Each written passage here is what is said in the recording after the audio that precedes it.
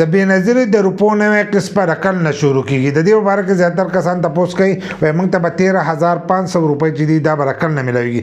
ځینې کسان دا تپوس هم کوي موږ خو روپۍ راواخیستلې موږ ته خو 10,500 روپۍ میلاو شوې او تا وایي چې د جنوري په میاشت کې به دا روپۍ شروع کیږي او موږ ته د جنوري په میاشت کې چې دی 10,500 روپۍ میلاو شوې. نو کومو کسان ته چې 10,500 روپۍ میلاو شوي نو دا د اکتوبر نومبر دسمبر هغه روپۍ چې دي دغه تاسو ته میلاو شوي دي. اوس د جنوري چې کومې روپۍ دي نو هغه به تاسو ته 13,500 روپۍ چې دي دا میلاویږي. خو دې ځل له دې حکومت چې دی د دې سیسټم جدا کړی دا به هر 3 میاشتې پس چې دی دا روپۍ به شروع کېدلې او په طریقه به ورکړی کېدلې.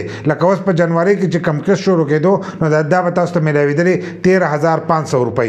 خو اوس ځینې داسې کسان دي چې هغو هغه زوړ قسط چې دی دا هم نه دی راغستی.